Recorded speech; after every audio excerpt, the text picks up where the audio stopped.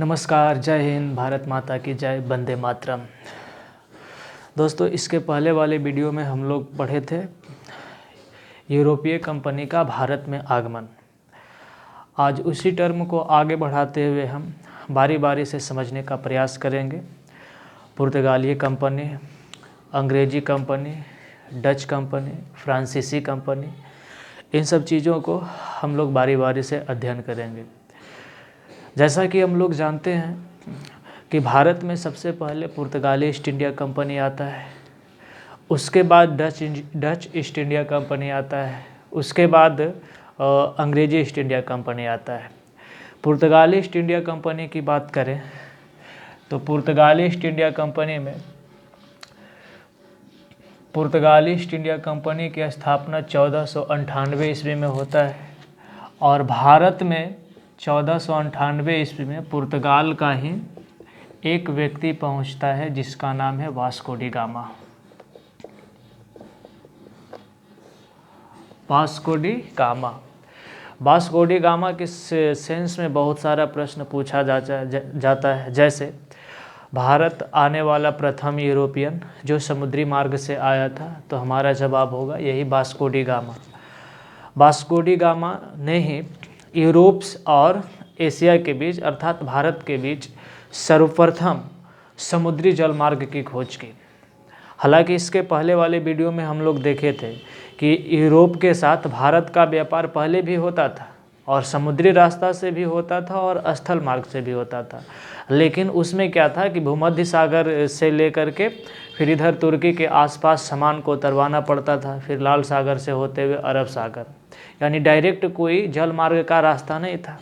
लेकिन Vasco D gamma ने Europe से डायरेक्ट भारत के लिए जल मार्ग की खोज की। उसमें हम लोग पढ़ चुके हैं। वास्को डी गामा सर्वप्रथम कालीकट आया था, कालीकट में कपकवाडू नामक जगह पे। अब इसी चीज़ को आगे बढ़ाते हुए हम लोग समझेंगे कि दो व्यक्ति का नाम हम लोग हमेशा याद रखेंगे। पहला फ्रांसिस्को डी अल्मीडा। ये फ्रांसिस्को डी अल्मीडा कौन था? तो पुर्तगाल का भारत में सर्वप्रथम वायसराय था। पुर्तगाली प्रथम वायसराय या फिर गवर्नर की बात की जाए तो कौन होगा? Francisco de Almeida. और इसका कार्यकाल रहा 1505 से लेकर के 1509 ईस्वी तक। ये एक नीति अपनाया था जिसका नाम है शांत जल की नीति।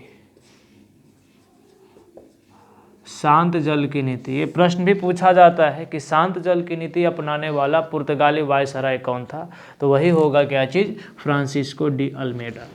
दूसरा नाम लिखा हुआ है क्या? Alfonso de Albuquerque. यानी कि फ्रांसिस्को डी अल्मीडा के बाद अल्फांसो डी अल्बुकर्क 1509 से लेकर के 1515 तक भारत में गवर्नर के पद पे रहा। ये अल्बुकर्क जो है भारत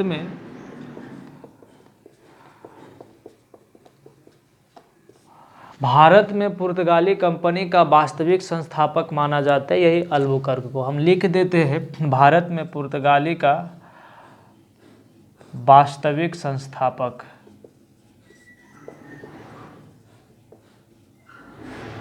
वास्तविक संस्थापक कौन है? तो अल्बुकर्क। अल्बुकर्क को ही राजा राम मोहन राय का अग्रगामी माना जाता है। अग्रगामी क्यों माना जाता है? क्योंकि अल्बुकर्क अपने क्षेत्र में सती प्रथा का विरोध किया था और कुछ हद तक समाप्ति भी किया था। तो याद रखेंगे इनको, अल्बुकर्क को ही राजा राम मोहन राय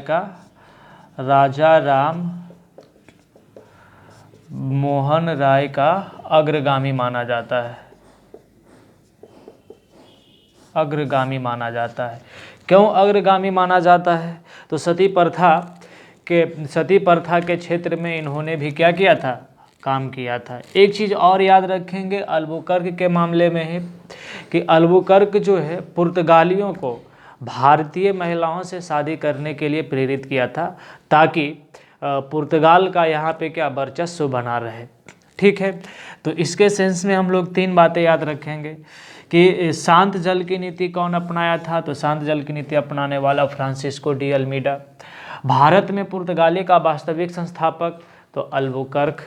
राजा राममोहन राय का अग्रगामी कौन सा पुर्तगाली वायसराय को माना जाता है? तो अल्बुकर्क। भारतीय महिलाओं से शादी करने के लिए प्रेरित करने वाला पुर्तगाली वायसराय कौन था? तो यही अल्बुकर्क होगा। इसके बाद भी पुर्तगाली गवर्नर जैसे नानो दी कुन्हा इत्यादि आए, लेकिन एग्जाम के दृष्टि से उतना ज़्यादा इम्पोर्टेंट नहीं है। इसके बाद सेकेंड हम लोग चर्चा करेंगे अंग्रेजी ईस्ट इंडिया कंपनी का। तो देखते हैं अंग्रेजी ईस्ट इंडिया कंपनी।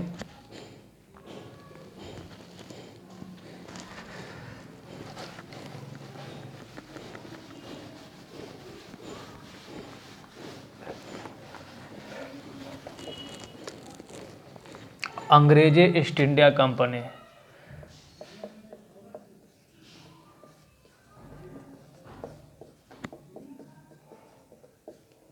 अंग्रेजी ईस्ट इंडिया कंपनी समझते हैं। अंग्रेजी ईस्ट इंडिया कंपनी का स्थापना अंग्रेजी ईस्ट इंडिया कंपनी के नाम से शुरुआत में नहीं होता है। अंग्रेजी ईस्ट इंडिया कंपनी का स्थापना 1599 ईस्वी में the governor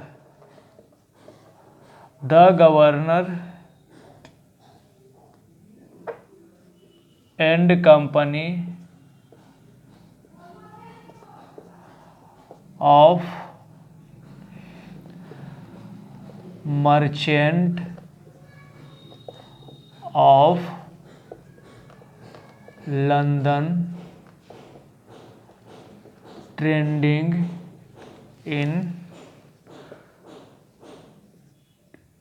into the east Indies. ध्यान रखेंगे सर्वप्रथम 1599 ईस्वी में the governor and company of merchant of London trading into the east Indies company के नाम से एक कंपनी का स्थापना होता है।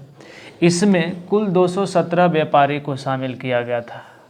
कुल 217 व्यापारी को शामिल करके इस नाम से एक कंपनी बनाया गया था।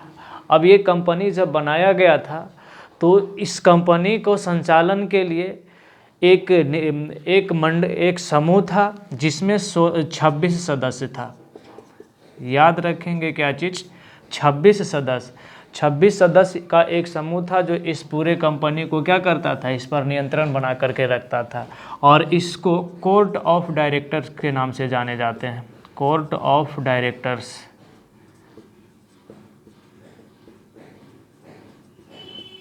कोर्ट ऑफ डायरेक्टर्स हिंदी में इसी को हम लोग निदेशक मंडल कहते हैं। हिंदी में इसको क्या कहा जाता है?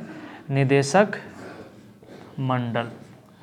तो याद रखेंगे जो कंपनी बनता है उसका जो है संचालन कौन करता है? तो कोर्ट ऑफ डायरेक्टर्स या निर्देशक मंडल। यही कोर्ट ऑफ डायरेक्टर्स इसका समाप्ति होता है 1 नवंबर 1858 ईस्वी को। 1 नवंबर 1858 ईस्वी को। चूँकि जब भारत में 1857 का विद्रोह होता है उसके बाद कंपनी का नियंत्रण समाप्त कर दिया जाता है और यही 1 नवंबर 1858 के बाद भारत का नियंत्रण सीधे अंग्रेज सम्राट के हाथ में चला जाता है, कोर्ट ऑफ डायरेक्टर्स को समाप्त करके। याद रखना है। तो ये 26 सदस्य कोर्ट ऑफ डायरेक्टर्स में कुल कितना सदस्य होता था? तो 26 सदस्य। 26 सदस्य में एक हेड होता था और दूसरा होता था एक हेड का उपाध्यक्ष, यानी एक अध्यक्ष और एक उपाध्यक्ष। अब आगे हम लोग बढ़ेंगे कि द गवर्नर एंड कंपनी हो गया ना। अब समझेंगे, पहले इसके नाम में समझना होगा कि अंग्रेजी ईस्ट इंडिया कंपनी इसका नाम कैसे पड़ा। तो सबसे पहले इस नाम से 1599 में एक कंपनी का स्थापना होता है। फिर 31 दिसंबर 1599 को ही ब्रिटेन की सम्राज्ञी जिसका नाम था एलिजाबेथ प्रथम, इस कंपनी को 15 वर्ष के लिए, याद रखेंगे कितना समय के लिए? 15 वर्ष के लिए पूर्व के देश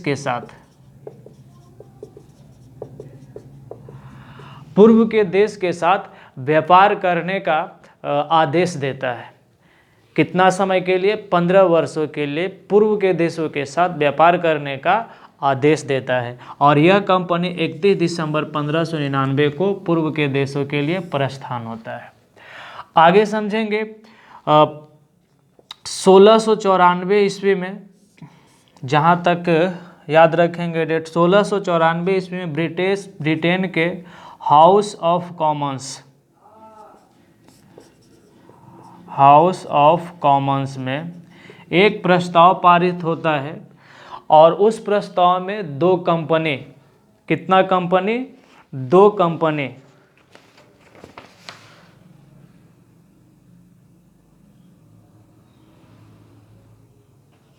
हाँ, दो कंपनी स्थापना करने का प्रस्ताव पारित होता है।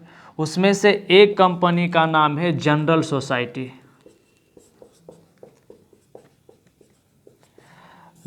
सोसाइटी, और दूसरा कंपनी का नाम याद रखेंगे English company trading into the east Indies. English company trading into the east Indies, और ये दोनों कंपनी का विलय 1698 ईस्वी में कर दिया जाता है। कब विलय कर दिया जाता है? 1698 ईस्वी में। ध्यान रखेंगे एक कंपनी और है जिसका स्थापना 1688 ईस्वी में होता है, और उस कंपनी का नाम था न्यू कंपनी।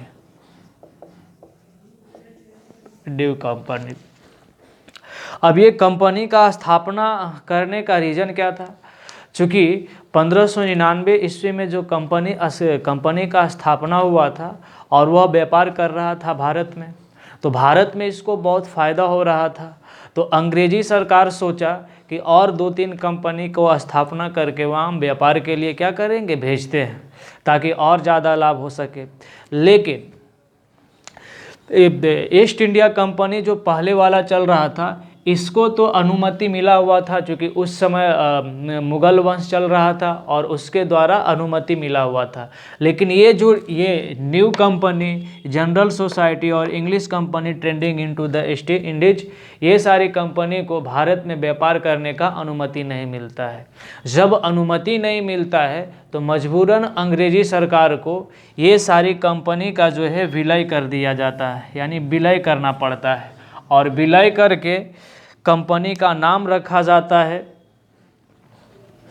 याद रखेंगे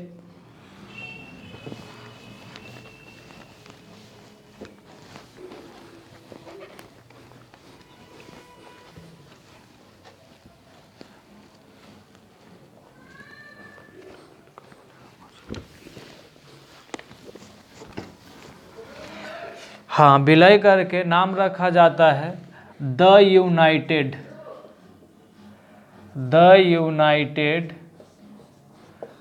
company of merchant of London trading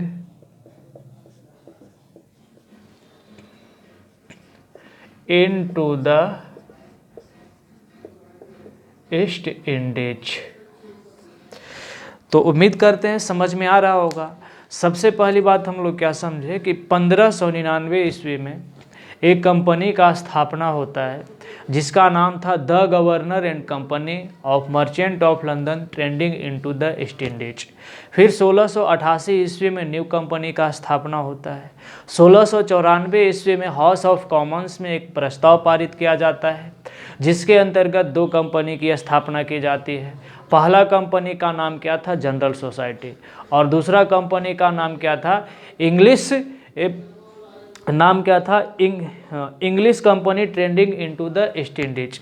और ये सारा कंपनी को 1698 ईस्वी में मिला दिया जाता है, और 1698 ईस्वी में मिला करके ये नाम दिया जाता है।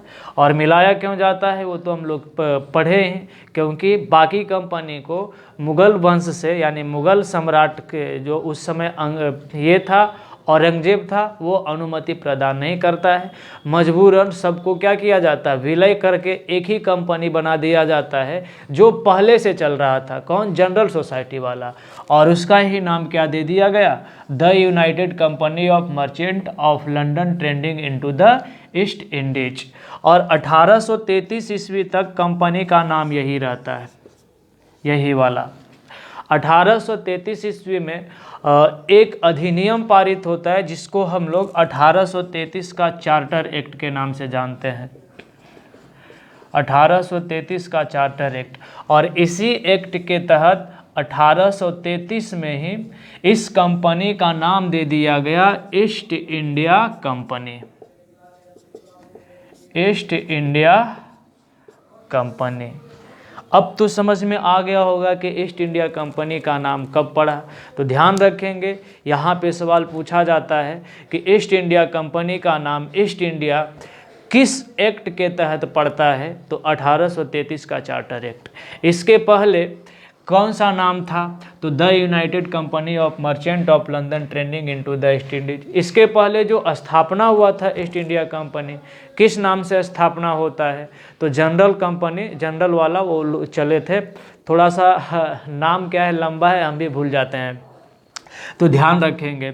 ये तो ईस्ट इंडिया कंपनी का नाम तक की बात आ गया। अब हम लोग समझते हैं जब ईस्ट इंडिया कंपनी का स्थापना होता है 1599 ईस्वी में, और भारत के लिए अर्थात पूर्व के देशों के लिए प्रस्थान कब करता है, तो 31 दिसंबर 1599 को ही, 31 दिसंबर 1599 को। अब इसमें से थोड़ा सा कन्फ्यूजन होता होगा, कुछ लोग समझ रहे होंगे कि हम लोग तो पढ़े हैं ईस्ट इंडिया कंपनी की स्थापना 1600, तो याद रखना है 1600 ही। लेकिन यदि 1599 और 1600 दोनों में से यदि वरीयता देना हो तो 1599 सटीक आंसर होगा। लेकिन कभी ऐसा नौबत नहीं आएगा कि 1599 भी ऑप्शन में रहे और 1600, यदि दोनों रहे तो 1599 ही लगाना है, सही आंसर होगा। ऐसे दोनों एक साथ नहीं होगा। Confusion clear.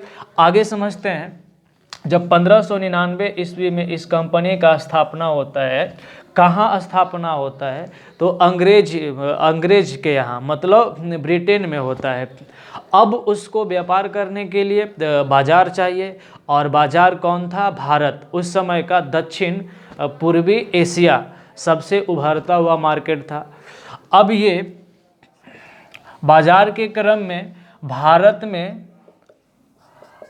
में ये कंपनी पहुंचता है 1608 ईस्वी में, और 1608 ईस्वी में ये सूरत के पास पहुंचता है। कहाँ, सूरत के पास पहुंचता है, और सूरत में ये एक अस्थायी कारखाना बैठाता है। सूरत में क्या चीज़, अस्थायी कारखाना। ध्यान रखेंगे, ये प्रश्न पूछा भी जाता है कि अंग्रेज ने अपना पहला फैक्ट्री कब स्थापित किया, तो 1608 ईस्वी में। लेकिन जो 1608 ईस्वी में कारखाना स्थापित करता है, ये अस्थायी रूप से नहीं था, अस्थायी था। अस्थायी का मतलब इसको लाइसेंस प्राप्त नहीं था, मान्यता प्राप्त नहीं था। अब लाइसेंस का मतलब क्या हुआ भाई, तो आप खुद सोचिए कि यदि आप किसी देश में जाते हैं व्यापार करने के लिए, कोई भी कंपनी, तो वहाँ का राजा हो या फिर वहाँ का जो राष्ट्रपति हो या प्रधानमंत्री, उससे अनुमति लेना पड़ेगा, अनुमति लेना पड़ेगा। अब यहाँ अंग्रेज जो आया वह 1608 ईस्वी में भारत पहुंचता है और सूरत में एक कंपनी कारखाना खोल देता है, लेकिन वह किसी से अनुमति नहीं लेता है। मतलब किसी से अनुमति लेने का मतलब क्या हुआ कि उस समय भारत पर मुगल वंश का शासन चल रहा था। जब मुगल वंश का शासन चल रहा था और उस समय शासक कौन था, उस समय शासक था जहांगीर। तो जहांगीर से उसको अनुमति लेना चाहिए। अच्छा, जहांगीर से एक चीज़ हमको याद आया कि यहाँ पे भी प्रश्न दो तरीके से पूछा जाता है, जिसमें कन्फ्यूजन होता है लड़का लोग।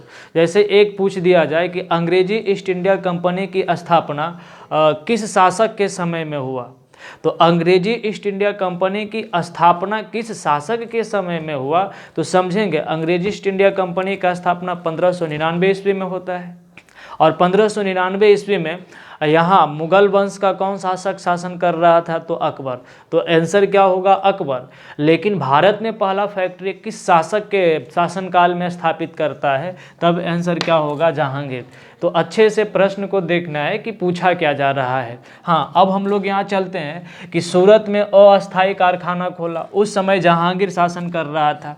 1608 ईस्वी में कारखाना खोला और 1609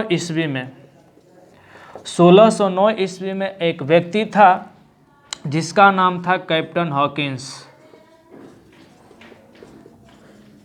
क्या चीज़? Captain Hawkins. ये 1609 ईस्वी में जहांगीर के दरबार में जाता है, जो कि अंग्रेजी सम्राट का नाम है जेम्स प्रथम।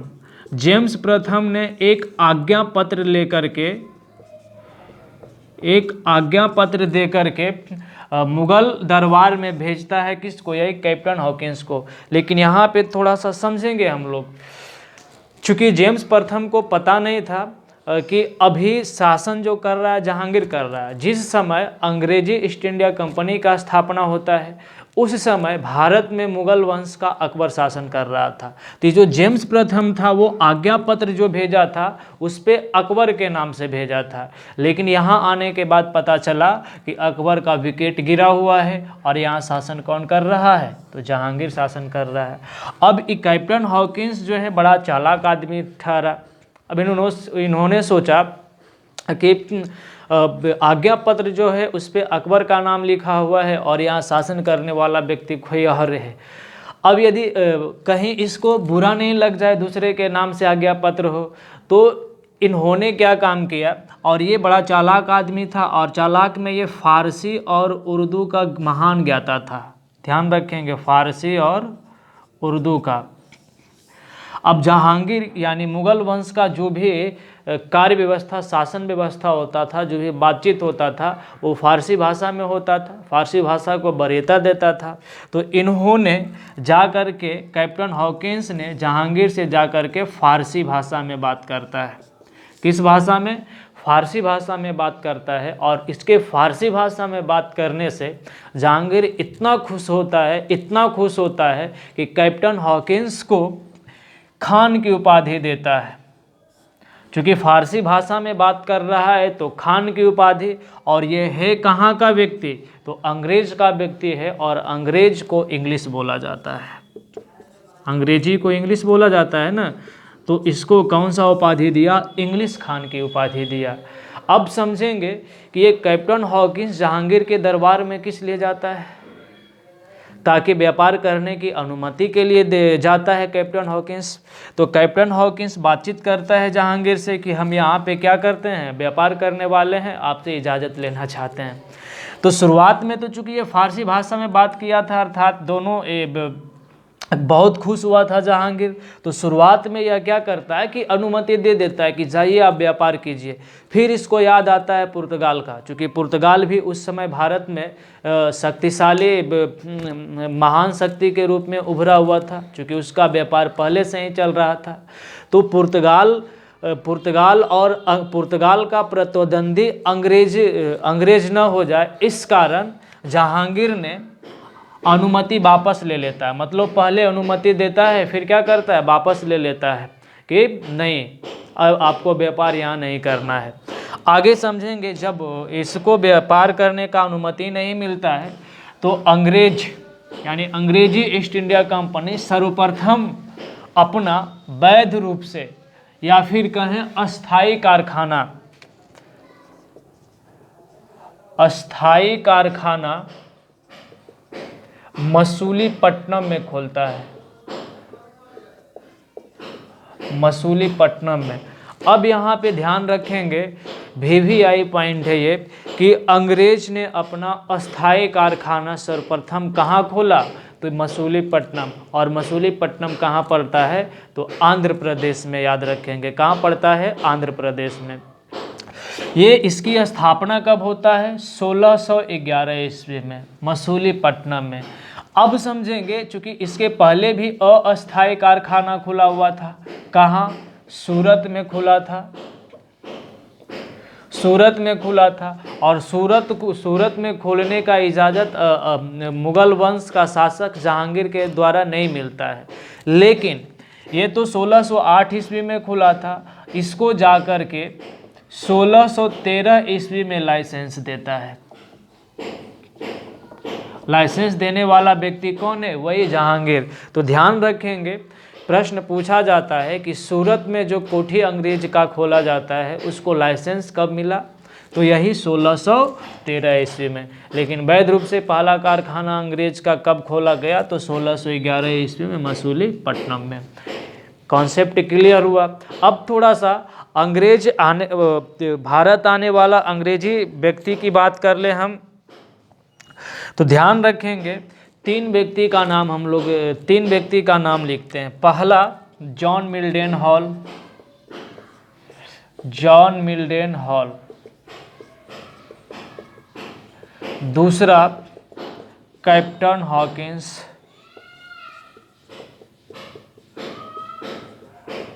हॉकिंस, और तीसरा नाम याद रखेंगे सर टॉमस रो। अब समझते हैं तीनों के सेंस में प्रश्न पूछा जाता है। यदि पूछा जाए कि भारत आने वाला प्रथम अंग्रेजी यात्री कौन है, तो जवाब होगा ये जॉन मिल्डेन हॉल। और जॉन मिल्डेन हॉल 1597 ईस्वी में ही भारत आया था, लेकिन ये जो आया था स्थल मार्ग से आया था। तो भारत आने वाला प्रथम अंग्रेजी यात्री कौन है? जॉन मिल्डेन हॉल। कब आया था? 1597 ईस्वी में। यानी कहने का मतलब ईस्ट इंडिया कंपनी की स्थापना के पहले ही ये आ चुका था। लेकिन यदि पूछा जाए कि मुगल दरबार में आने वाला पहला अंग्रेजी यात्री कौन था, अंग्रेजी व्यक्ति कौन था, तो मुगल दरबार में जाने वाला पहला व्यक्ति था कैप्टन हॉकिंस। और ये मुगल दरबार में कब गया था? 1609 ईस्वी में। फिर मुगल दरबार में ही जाने वाला दूसरा अंग्रेजी व्यक्ति कौन है? तो सर टॉमस रो। और सर टॉमस रो 1615 ईस्वी में गया मुगल दरबार में। यानी कहने का मतलब सर टॉमस रो भारत कब आता है? तो 1615 ईस्वी में ही आता है, और जहांगीर के दरबार में 1615 में ही जाता है। थोड़ा सा कैप्टन हॉकिंस पे हम लोग चर्चा कर लें। चूँकि यदि व्यापार की दृष्टि से बात किया जाए तो पहला व्यक्ति कौन है आने वाला? Captain Hawkins. और कैप्टन हॉकिंस जिस जहाज़ से आया था उसका नाम था हेक्टर। ये पूछा जाता है, हेक्टर। और इसी को बोला जाता है रेड ड्रैगन। तो प्रश्न यहाँ पे बनता है, भारत आने वाला प्रथम अंग्रेजी जहाज कौन है? तो हेक्टर या रेड ड्रैगन। अगर हेक्टर नहीं रहे तो रेड ड्रैगन। हालांकि ज़्यादातर ये रेड ड्रैगन ही इम्पोर्टेंट है, हेक्टर जहाज का ही नाम है रेड ड्रैगन। कौन लेकर के आया था? Captain Hawkins. याद रखेंगे। आगे थोड़ा सा, अब हालांकि ये तीनों को टॉपिक तो क्लियर हो गया, थोड़ा सा इसके बारे में जान ले कि सर टॉमस रो ये 1615 ईस्वी में आता है और वापस यहाँ 1619 ईस्वी में यहाँ से चला जाता है। क्लियर। अब आगे हम लोग समझते हैं धीरे धीरे अंग्रेज का व्यापार क्या होता है।